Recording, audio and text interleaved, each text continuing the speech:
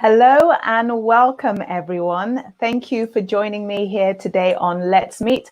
I'm really excited today because we have a wonderful guest with us, Linda Demper, and we are going to be digging into this topic of how our upbringing can affect our future self.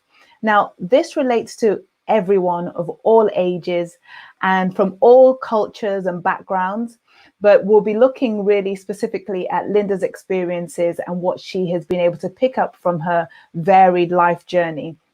Now, we all know that our value sets affect the way that we behave, and it affects our attitudes in life. We look at things like Maurice Massey's value set and how our values are shaped by our parents, by our upbringing, our teachers, the media that we consume, and all those things play a part in our lives and affect who we are when we grow up and how we relate to society. Now, from that, obviously, our attitudes then are formed from our values. And that affects the way that we behave and the way that we interact in professional settings, our personal lives. And this is something that we take on with us day by day in all situations that we find ourselves.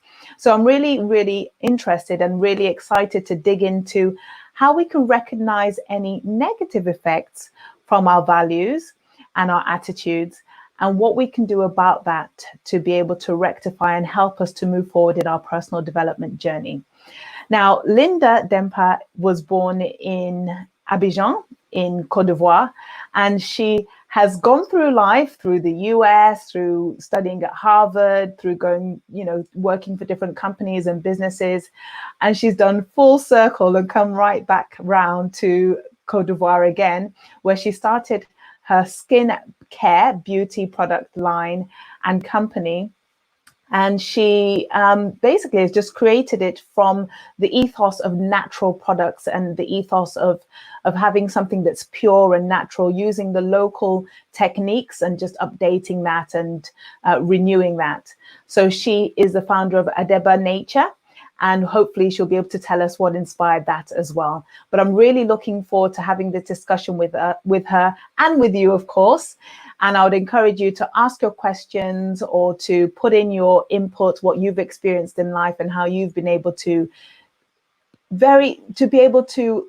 go through life's ups and downs and go through life's situations, coming from a place where your values sit and where your value set is, and how that has had an impact on you, things that you've learned and things that you've picked up and strategies that you've been able to identify. Kindly put them in the chat and I'll be able to put that up on the stream. So just to let you know again, there is a 10-second delay from when we're having our discussion to when you can hear us and join in. But do just keep on putting those comments in the comment box. And as soon as I see them, then I'll bring that up. So why don't we just bring Linda straight in and we can find out a little bit about her. Hello, Linda. How are you? Hi, Elizabeth. I'm doing well. How about you? I'm fine, thank you. How is the weather in Côte d'Ivoire? It looks lovely. It is lovely. We are at the tail end of the rainy season, so the temperature is low. It's lower. Well, here it's about 28, 29 degrees Celsius, and the weather is mild. It stopped raining, and it's lovely. So 28 is low for you. That's good. Oh, 28 is very low. You'd be surprised. People are cold. This is our winter. So I see why you have relocated to Côte d'Ivoire. That's one of the good reasons, to actually go there for the weather and the food. Yeah. So thank you for tropical baby all the way. So thank you for joining us and taking the time out to share your experiences in your life journey.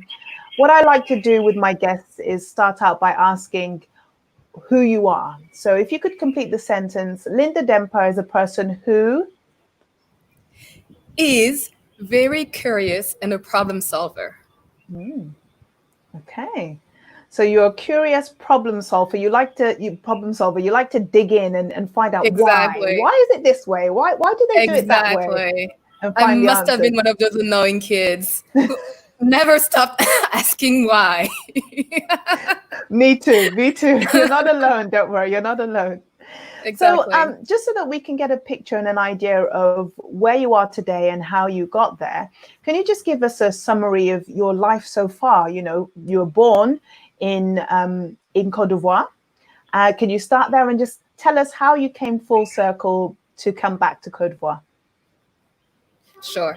So I was born and grew up in Abidjan, Cote d'Ivoire, and had a very lovely, happy, healthy childhood. My parents worked hard. They really valued education, which is how I got the opportunity to move to the US for university after I finished high school. So migrated to the US, had to pick up English very fast, even though I'd been studying it in school. And went to Wesleyan University, got a degree in math and economics with honors, then worked for a couple of years, then went on to Harvard Business, my MBA. And after that, joined corporate 300 company as a manager, then a director in sourcing. And did that for a few years and decided it was time to move on to something else. That's when I joined a consulting firm, global consulting firm, and was there for a couple of years as well. While I was there, had an epiphany that I can probably tell you a little bit more about when we get to Adeba. But from there, decided to quit last year to join Adeba full time and run it from the US and also from Cote d'Ivoire as well. Fantastic. Thank you for giving us that life journey. And I guess while you were on that journey, you've experienced and related to different people from all backgrounds, because obviously you've grown up in Africa, and then you had the opportunity to also experience life in the States as well. So you had that variance of characters and people. Would you say that there was a difference between your upbringing in Africa and your experiences in the States, or not?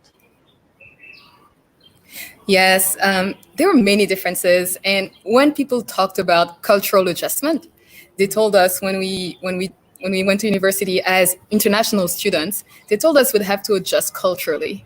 It was just two big words at the time. And I realized that it's only with the years that I realized what it was. So, for example, I was in New York one day, and I was at an Apple store, and I was trying to get my phone fixed. And young father came up with his daughter, who must have been probably 5 or 6, and he let the girl interrupt the conversation I was having with the Apple expert without saying hello, without saying anything. She just came up Excuse to us me. with her dad. No excuse me, nothing. She just Yeah. said, I need you to look at this. And for me, it was such a big shock. I had been in the US a few years by then, but this just marked me as the biggest difference between my upbringing in Cote d'Ivoire and what other people might be taught as values in different places, such as in the US. Yes. So that was a difference for you. What about for adults then? What about the differences that you noticed in people that were, let's say, your age or older? Yeah, so that one took a little longer to sink in, and I have to say it took someone else looking from the outside to actually point out what it that I was experiencing and observing. I was doing different projects with different folks, and folks from all walks of life. And Yes. you were together for a few weeks, very intense few weeks. You work nonstop, and then you just split ways and go your different ways. And to succeed in an environment like that, it is very important to be able to not just make a mark right away, but consistently being able to speak loud, to make yourself heard, and to make your point be the one that eventually going to influence everyone, especially when you think you're right. Yes. So I noticed that in an environment like that, I was more likely to listen to other people's points of views. And it's not necessarily a bad thing, except when you are also supposed to have part of the answer. And Yes. that's the issue. We all have, I felt like eventually I realized that we all have part of the answer. And that if we're not able to bring it forward at the right time, it gets lost and everybody loses. So in an environment like that, I felt like everybody who was my peer probably had better opinions, or I should listen to them more so than maybe they should listen to me. And everybody that was, let's say, at a role that was above me was absolute authority. I could never question anything they said, even though sometimes I definitely knew that they were wrong. So it took one person who was a partner at the time when I had just joined. I was super courageous. Like, despite everything that was going on, I still wanted to do the right thing. So I knew I needed to connect with folks. I knew I needed to meet with different people. So I set up time with him to connect with him. And I showed up and he looked at me and he was like, I know what your problem is. and, and it was shocking because I was like, do I have a problem? I didn't realize that there was something going on. And he, this was a gentleman from Ghana who, like, if he's listening, I'd like to give him a shout out if he recognizes himself. But he basically told me, look, you grew up in an environment where you were taught respect for the hierarchy, respect for authority, respect for elder. Yeah, exactly. For older people. And then you need to operate in an environment that is almost the opposite of that, where what you may perceive to be disrespect is actually the type of attitude and the type of responses that people are expected to give. It's what's required of you for that situation. Exactly. And after he told me that, I relaxed because I realized that I hadn't been relaxed the whole time I was talking to him. And that was a sign to me, that was a telltale sign of this is actually going on, where I'm being super tense, I feel scrutinized, I feel judged in an environment and with a person that I should just be able to easily talk to as an adult. Yes. And learn from. Learn from at the same time, and maybe teach something too. And that's the idea. It's a reciprocal relationship. It's not a relationship where one person is above the other. So after I had that conversation, it opened the gates for me. I just started reading about everything that could be around having a more balanced type of adult-like relationships. Yes. And I also started noticing what other folks were doing around me, and I could pinpoint almost the same, like that partner did for me. I could actually pinpoint that same problem in other people. So they were basically portraying the same characteristics that you had, that I was, that we were struggling against, that you were struggling to overcome. They were portraying as well. And may I just ask, the gentleman that highlighted this in you, or for you, was this person, did they also grow up in Ghana, or were they sort of born in the US and just lived there all their life? He grew up in Ghana. Okay. Yeah. So there was even that you could actually trust what he was saying as well, because he probably had that cultural context to go with it as well.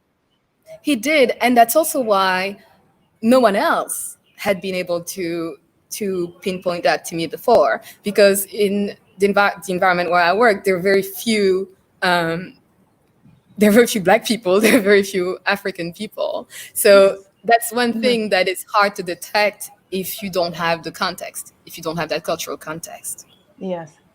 And so you then said you went from seeing it within yourself and doing things about it. So you read some books. What else did you do before then identifying it in other people, which you probably did straight away, because once someone highlights something to you, you see it everywhere, don't you? You know, it's like the red car syndrome. I know. How did So I what are not the know steps you this? did? Yeah, how did I know not? this? So what were the steps you did? So you educated yourself, which is key. You first of all highlighted the problem, then you educated yourself by reading. What were the sort of things that you went to for resources, educational resources? So obviously that was to me, it's something that happens inside. So I started reading a lot of psychology books about conscious and unconscious biases. There were a few like Whistling Vivaldi, which was another eye opener to me, about how even though we think, if to pick any trait that you have, that has any type of stereotypical connotation to it. So if let's say you're a woman and you know that women are supposedly not as good at math, you may be really really good at math, but you still internalize the fact that women are not supposed to be good at math. Okay. So when you take a math test, a part of your brain gets dedicated to fighting that stereotype, which takes away from the part of your brain that is supposed to solve the problem, the math problem that you have in front of you. And as a result, you score lower. Yeah. So So, you're basically shooting yourself in the foot.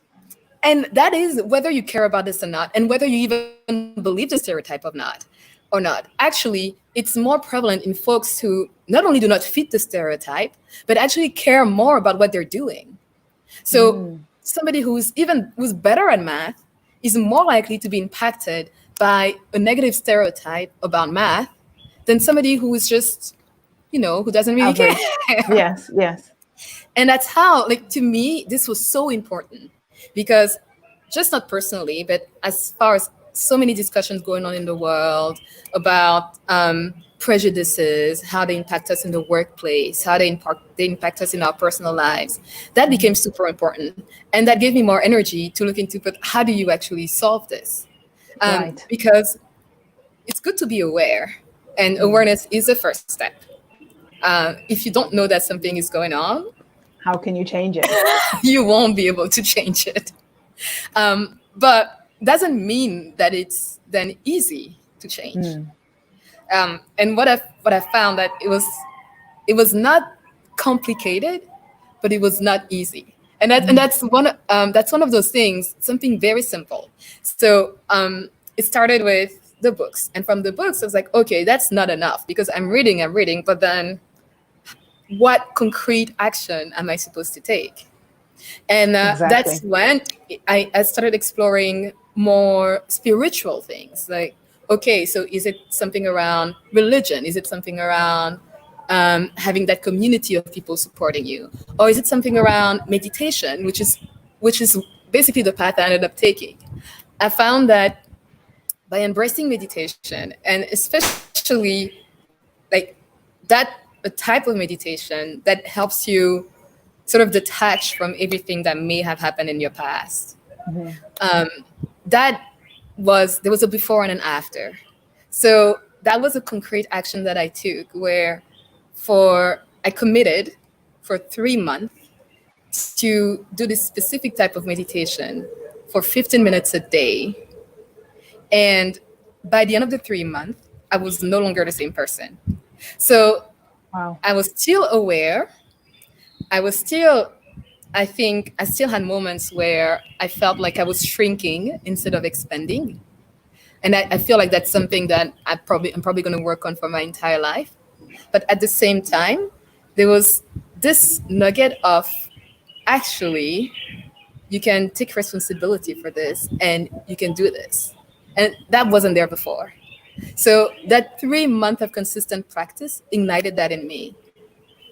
And what specifically, because we really like on this show to be able to give people practical steps to take, and everyone will choose a different path in terms of how they choose to deal with the issue once they recognize, or if they recognize that it applies to them. So what specifically the meditation method that you use? Was it an app? Was it something that you got from a website? What specifically was it? So I came across it randomly. Actually, it was from it is from a guru from India who is a contemporary guru. So he's still alive. His name is Sadhguru. So Sadhguru. And I came across a YouTube video of his about how to conquer the mind's chatter. And it was very quick. It was 8 minutes. But he used an image that stuck with me. The image was that Resonated. if someone is sitting there and their hands is going like this, like all over the place, everyone is gonna think that there's a problem.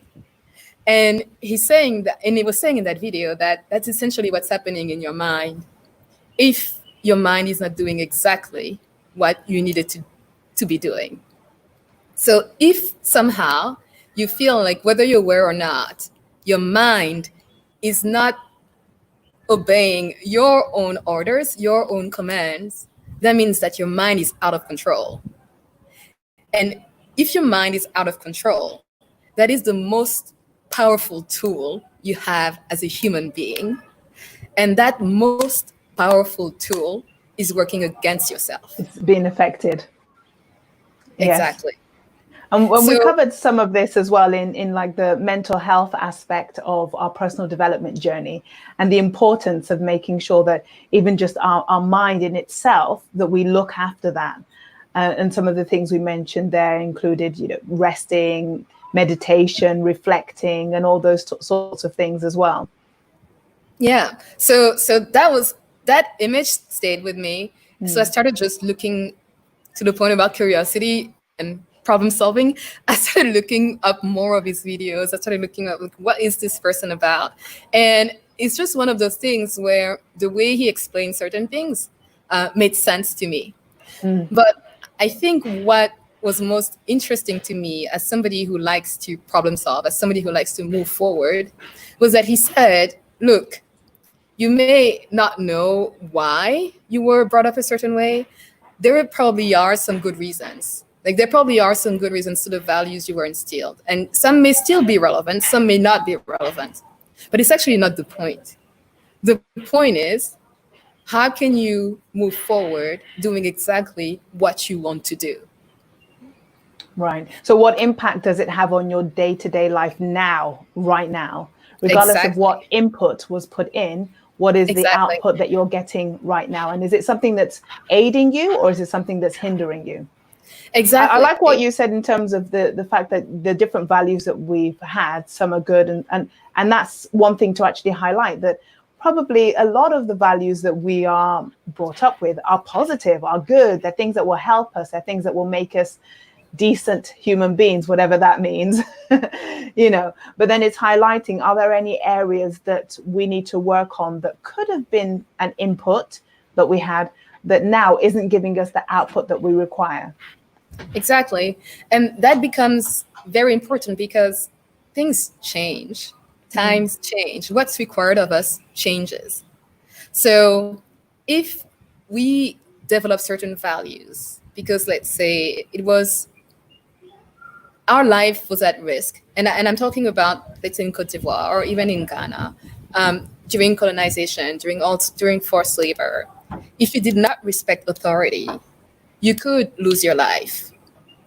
And that's an example of how that value of deep respect for hierarchy, this deep respect for authority, might have evolved. But today, the situation is different. Today, what's needed from young Ivorians, what's needed from young Ghanaians, is that they actually take responsibility for everything that's happening around them. Because that's the only way they're going to be able to have the societies that they want and leave the legacies that they want. And for that actually means questioning what's going on with authority, asking questions, like being critical, developing that critical mindset. And if I could link this to Adeba, why I feel so strongly about this issue, and why it's something that I wanted to talk to you about, is I notice it with my team. And I noticed that it's something that is is lacking at the beginning. And I'm working on them. I'm working on them, and I will get there. But I work with, before COVID, we have 25 people at the company, and mostly young people, and mostly young women. Yes. And I remember walking into the meeting room in Abidjan and seeing one after the other terrified face. Because the I boss had come in the room. exactly. And that made me question myself. I was like, oh, am I that scary? I don't think so. but but I could tell that there was a huge gap between what they thought I would be like Yes. and what I was actually like. And they're not just the same. They're not the only ones who think that. I think that's one of those things that just gets transmitted or absorbed somehow Yeah. by everyone. Because I'll give That you boss another example. equals scary, or boss equals, Exactly. Ask anyone. negative authority. Exactly. Ask anyone to portray a boss, and very likely they will start portraying somebody who's very authoritative, very loud or boisterous. You'd Overbearing. have You'd have very few people portraying a humble or friendly boss. Collaborative. Yes. Yes. Similar as like if you ask somebody to portray a doctor, and they're likely to draw a A man man. versus Yeah. same story. So Yeah.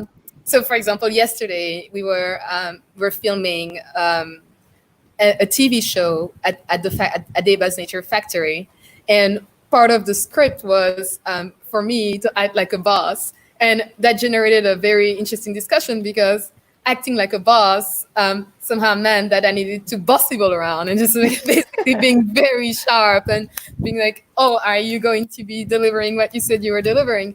And Yes. that is not at all how I perceive leadership and how I perceive or how the type of boss I want to be and the type of leaders I want to be.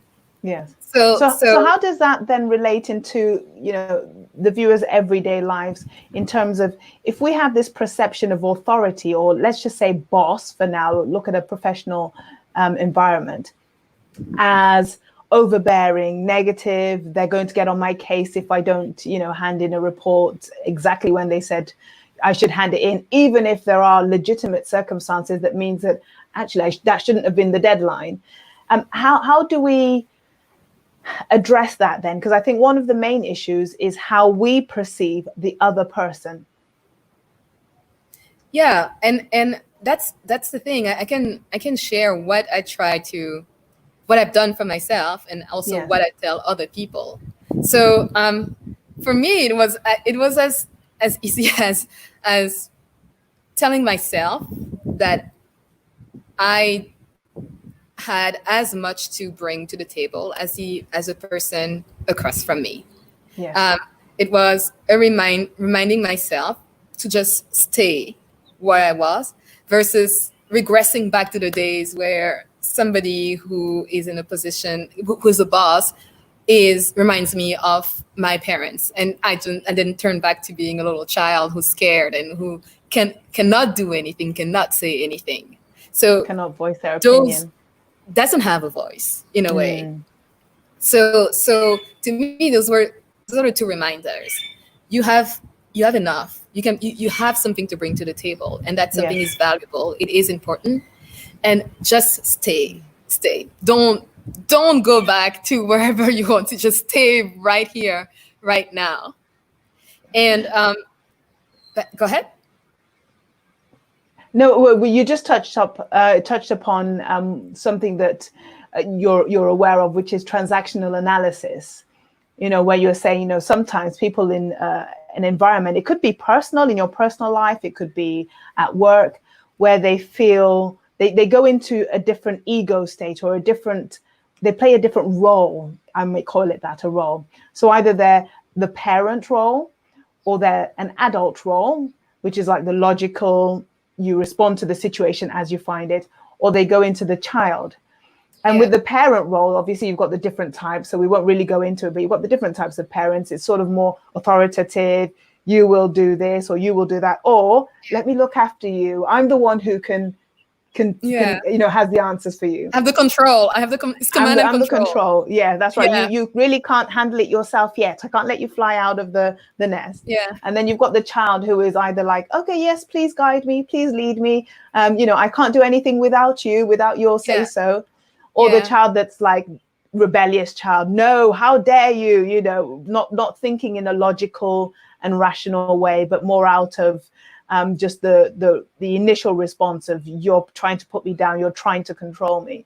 So, and I think if understanding some of those roles and how we as individuals or how the viewers as individuals play to those roles within the setting that they're in, whether it's at work, whether it's at home, I think is quite critical to helping us know how to get to that adult state where we can just respond to things in a logical, this is what's happening right now, and these are the reasons, and this is how I should respond.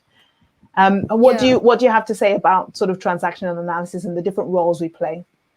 I think I just love that theory. I think it's so important. I think it explains so many things about the world. To me, it explains why it's so hard to talk about things like religion or politics, because those are topics that we grew up around with certain value, with certain thoughts, with certain insights instilled in us from very early on. And when the conversation starts, we just get triggered and we just get sent back to all the way back. So then it becomes like, how do children express themselves? They cry, they scream, they get frustrated. Yes, and that's why it's so hard to have those discussions, because it becomes a child talking to a parent and vice versa, not two adults seeking to communicate. And for me, there's a telltale sentence that I hear when I hear it, makes me smile. It makes me think about, oh my God, I wish I could help this person, or I wish I could say something. But I know I used to say it myself in front of some people, and I've heard it so many times too. In adults, they would say, oh, when I grow up, I want to be like you. Oh, when I grow up, I want to be like this. And to me, it's like, but how much you've already grown up. You're there. But own it. It's there. But it is a way of putting yourself down compared to someone else in a way. It's basically you shrinking. You're going back to being this child who, when they grow up, they're going to be able to have a voice. When they grow up, they're going to be to do the same amazing things that this other adult is doing. Yeah. So it is quite important to understand, and it is important too when at least for me when I manage my teams, because I know that they have this mindset, because I know that's how they perceive me, and there's not much I can do. So I may tell them, look, you can call me by my first name, but in Côte d'Ivoire, the business environment is much more formal. So it's really, really hard, almost impossible for them to call me by my first name. So I gave up on that. I've decided to use other tactics. So for me, helping somebody plan and helping somebody be aware or understand that they can actually control where they're headed is a way to bring them back to this adult state. So I love having those discussions of, hey, can you tell me where you're going to be in 2-3 years? Hey, can you tell me like the type of like, what is your ideal job? Whether it's with Adeba or whether it's somewhere else, like what would you want to do? Like who do you want to be? Or like not in terms of, oh, I want to be this person when I grow up, but in terms of actionable dreams. What are you aspiring to? That you can plan towards, exactly. Yes. Yeah. Or that you can plan back from. If 3 years from now you want to like own a house in a particular neighborhood, then you need to know, okay, how much do you need to save, and start saving it today. And then you also know why you go into work every day, because that allows you to save money towards that plan of yours. It gives you the purpose. And I guess also as the boss, boss lady, you could, asking questions, even in terms of getting participation, asking questions like, what do you think? Knowing Exactly. yourself that people are hesitant to voice their opinion because they think, oh, it's not my place, rather than they've got the mindset of it's not my place, rather than actually I'm here to help build the company. And those useful suggestions are going to build the company. So it is my place. So, Exactly. things like that. Exactly. Like being able to create that type of emotional safety is needed. Because you start from a place, at least we started from a place of deficit, where Yeah. people didn't expect to be encouraged to contribute, where they expected to be told what to do, and if they didn't do it, then they would be berated or they would be screamed at. Yes. So first step was having that emotional safety. And for me, one story that was it still gives me goosebumps. I when I came to Cote d'Ivoire this time, I met Adeba's admin for the first time. Okay. Amazing young lady, dedicated, sharp, and she will go far. And she was terrified. She wouldn't say anything. She was scared of bringing up ideas. She was scared of having done mistakes. And once she did make a mistake, or I don't even think it was her fault, but someone else, one other executive of the company, decided it was her fault. And unfortunately, old fashioned decided that it was going to take it out on her and just give her a tongue lashing or just scream at her. And she left the office crying. Oh. I wasn't there that day, but I heard about it. Yes. And when I heard about it, I called her and I told her that it was absolutely, that what happened was unacceptable and that it was not in line with the values at the company, and that it would never happen again. Wow, that's She really started crying on the powerful. phone with me. Yeah. She started crying on the phone and she thanked me. She didn't know what to say. But after that, I noticed that she's starting to gain more and more confidence. Not only is she starting to gain more and more confidence, but she's also embracing Adeba as her own company. So she's doing things, she's taking initiatives that I don't need to ask her to take. Yes. She would go out of her way to deliver some products to people. She would go out of her way to generate some sales in a different country and arrange for the products to be delivered in a different country, which is not at all in her scope of responsibility. Part of her role. But she's gone above and beyond because she can see that there's an alignment with how she wants to be treated and the respect that the company has shown her, you being the head of the company. And therefore, she's invested in pouring that out onto the company. Wow. She feels supported and she also feels safe. She doesn't feel like if she does something, then, because when somebody screams at you that way, when somebody sends you back to your childhood, that's actually what it means. It means you're not safe. Because as a child, you need your parents to protect you. And if you get sent to that place, you're not safe. And that is key. How can I make sure that my team feels safe around me? So, like you said, asking them questions, or even when they ask me what they need to do, I just tell them that I don't know, that they should figure it out. That's your role. Find the solution. I trust you. I'm like, you tell me what you need to do. How would I know? So I have a question here from a member of the audience, Okena Nzelu. He says, great discussion, Linda. Are there any benefits or pros to having that respect for authority, which you were brought up with? So we've talked about some of the pros, but what are some of the benefits? And then following on from that, what are the benefits of being first a listener, varied perspective before speaking? So I think one of the biggest pros of having respect for authority, or in this particular case, from when I was brought up, it's more elders, is wisdom. At the end of the day, they've been around longer, they've seen more things. So they have an innate, they have wisdom. I would caveat that by saying some older people may not be Might as not. wise, Yeah. but it is important to me. I think having that respect is important, and then you overlay your critical thinking, and then you decide if what you heard makes sense or not.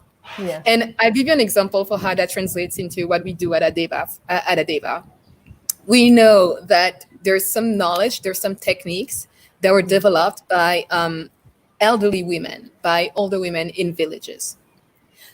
Because of Cote d'Ivoire's history, this knowledge, those skills are oftentimes overlooked, or they're actually outright dismissed. Yeah. As And local or not worth anything, whereas actually they're rich. Yes, or not modern enough or something. Yeah. But when we found out that they're so powerful, that there are so many things that they know that no one else can replicate, and that you can only absorb if you have a certain healthy respect for them. So that is critical. It's critical to think that there's somebody who actually might know a lot more than you do. And I think that helps. That is something that is helpful in our cultures, in the way we relate to elderly folks. To the second part of the questions about being first a listener, it's still my preferred way of operating. I like to listen first. I like to listen first because I like to incorporate other people's point of views. I like to understand where they're coming from.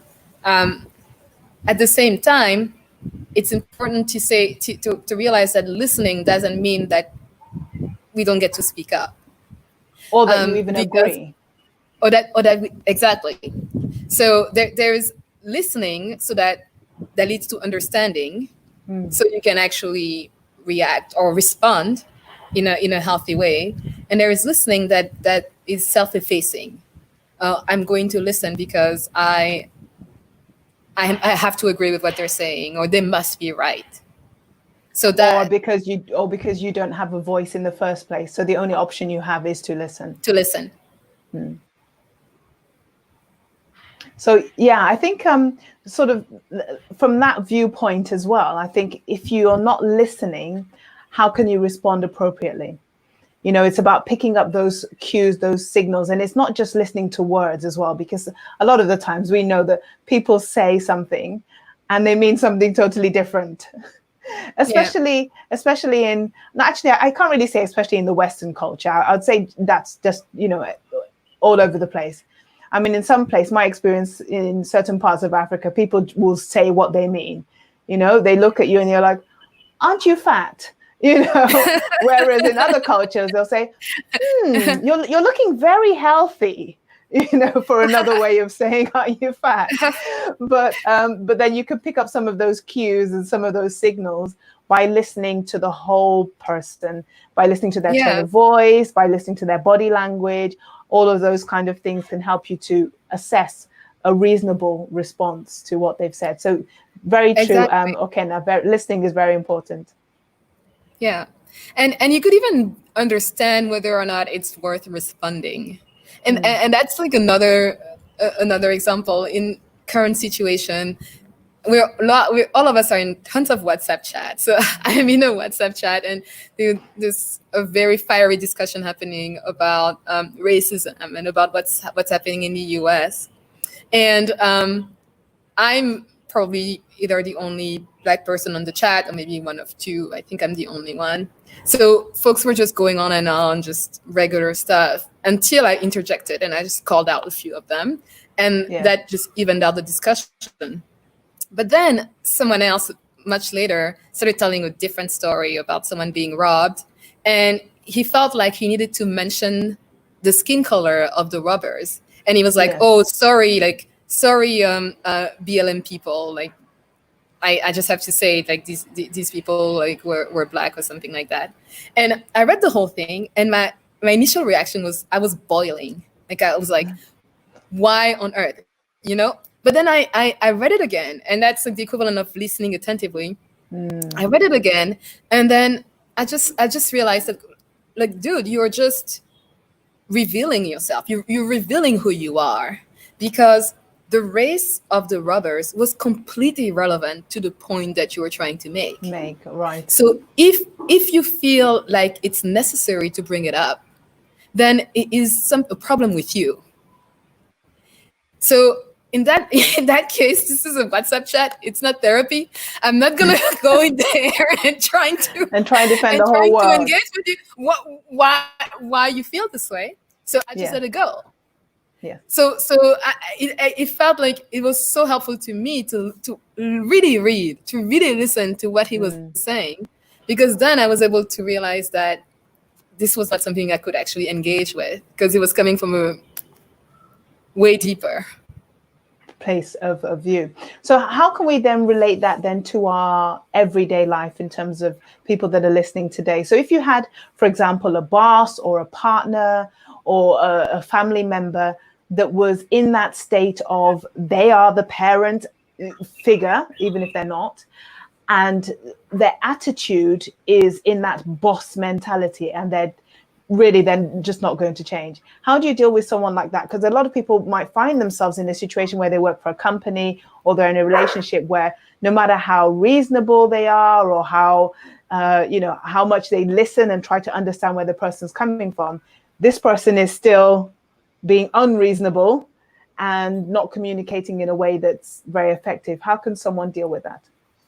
Yeah, so I read 2 really good books that actually offer strategies for how to deal with situations like this in the professional world, and also, I mean, eventually it spills into the personal world. Yeah. So there was Growing Yourself Back Up by John Lee, and then the second one, and the author is escaping my mind right now, but it's called Working With You Is Killing Me. And great title. that one has very good strategies. And in the business world, it all comes down to documentation. And I really liked that strategy. I really like those tactics, because in the business world, you are not necessarily engaging with folks in a way that will get them to see their issues. Yes. You, in a way, you just have a project or you just have a task and you want to get it done, and somebody might be in the way. So some of the strategies that I discuss in that book is you first have a conversation, you document the conversation, you look at the either the contracts, the policies, the processes that you have in place as a business, and you build the case. So that the next time that person throws a tantrum, the next time that person is being disrespectful, the next time that person bosses you around, it becomes less about you and more about the company's policies, processes, the contract, and so you're able to disengage yourself. Thing. Exactly, and you have a case. You've built a case, so it's okay. We go to HR, we go to wherever. This is what happened. This is what we need to deal with, and you sort of like remove yourself from the equation. That's really good pearls of wisdom there. So I hope you're all taking notes. We have had Working With You Is Killing Me, and you can see the link down below there for Growing Yourself Back Up.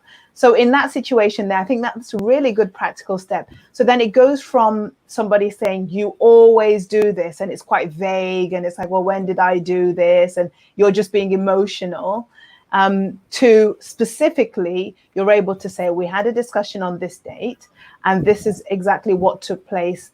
And this is, this is what the company's values are, and you're not adhering to them.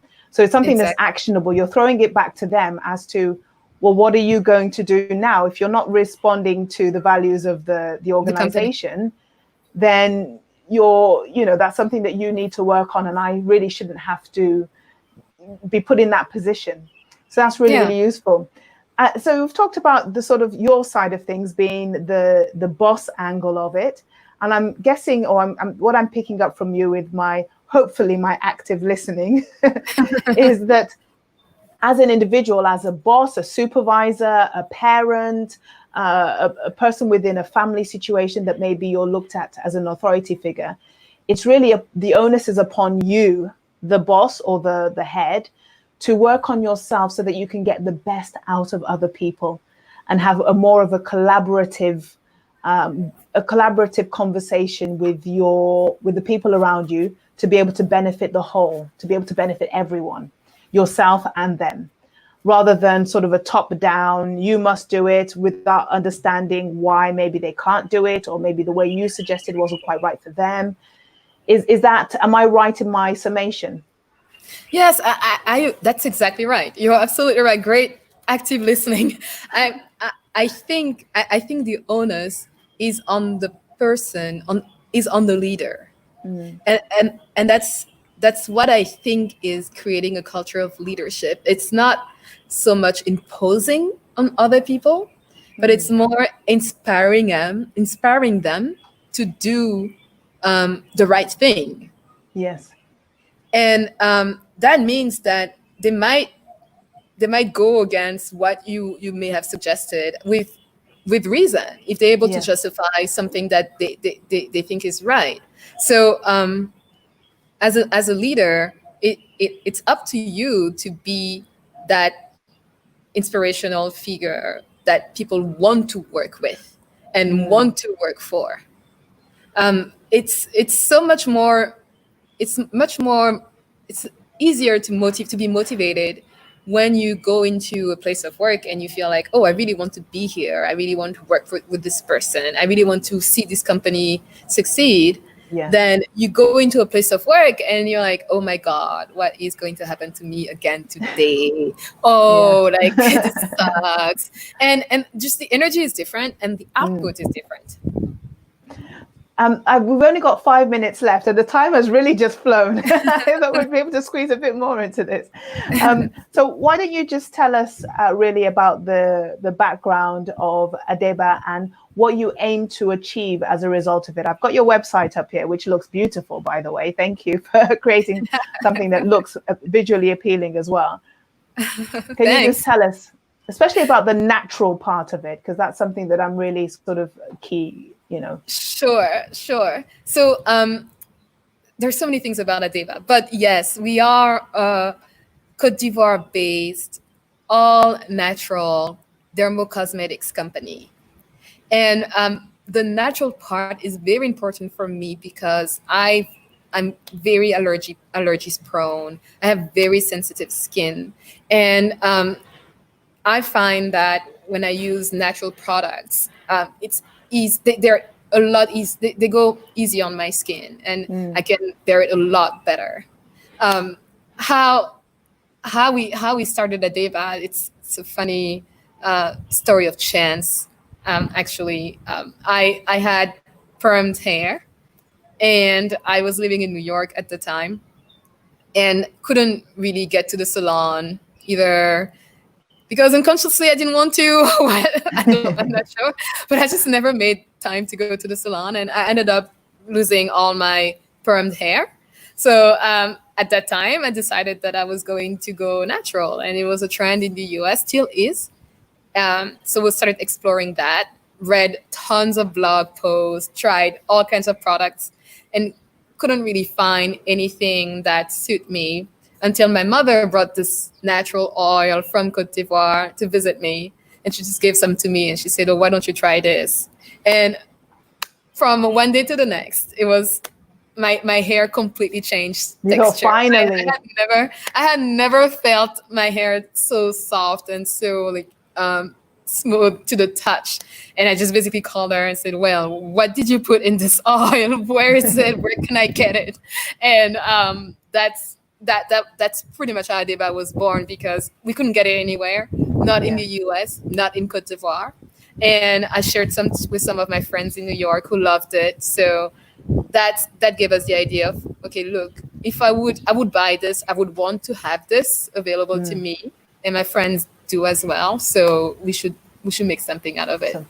And you've done so well to get it from your vision, from what you've envisioned in your mind, to a product that can be shipped around the world. Then just to let everyone in the audience know that Linda has kindly given us a discount code for those viewers of this show, Let's Meet. And if you put Let's Meet in the checkout, the promo code section, then you will get 20% off all her products. And that is for a month's time. So that will finish on the 9th of August. So go over there now and get some of those natural products. Nice. And you will find out about ingredients you've never heard of before. Like, for example, we use carapa oil, which is carapa is a nut from the northern part of Cote d'Ivoire. And we're the first ones to make a soap out of it in Cote d'Ivoire, or shampoo out of it in Cote d'Ivoire. And it's become one of our best sellers. So carapa might be the next shea butter. I actually think it probably is already the next shea butter. And then we are working on like a few more ingredients. Some I did not know about 2 weeks ago. So there's so many things that are still available in nature for us to use to solve some of our problematics in a sustainable way. And I'm very, very, very excited about that. Oh, thank you so much, Linda, for coming to join us. And I think really in summary, the ways forward, and I was just thinking of what can we do to move forward as a result of this discussion.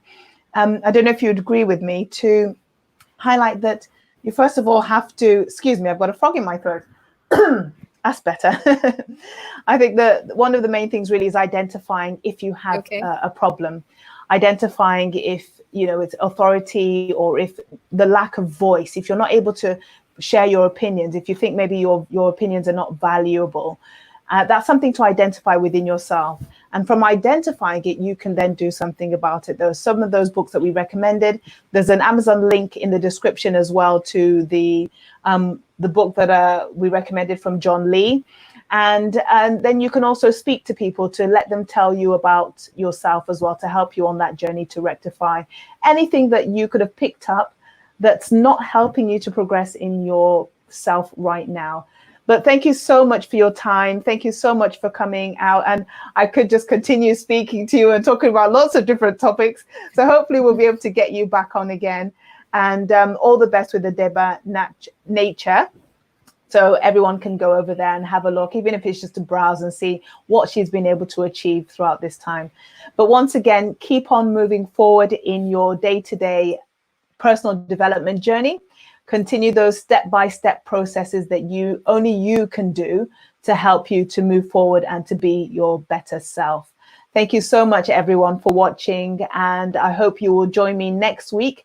We have so many things coming up. We've got on the YouTube page, you can just go to the playlist and you can look at the different things that are coming up. In fact, next week's going to be really, really nice, because we're going to be talking about how we can identify some of these things within ourselves, some of the tools and activities that we can do. And we've got Sharon Firth coming up to speak to us about that. And she's a very, very experienced person in terms of personal development. But once again, thank you everyone who contributed. Thank you for everyone who asked questions, everyone who listened. Continue to share the stream out, because it will still work even once we're off air today. So continue to share that out. But once again, we're just going to say bye again to Linda. Thank you for coming. Thanks for having me. For now. And enjoy Cote d'Ivoire, enjoy the beautiful weather and the fresh fruits and food. We didn't get to talk about Cote d'Ivoire. I know. Next time. Take care, everyone. Bye for now. All the best. We'll see you next week at 5 p.m. on Let's Meet.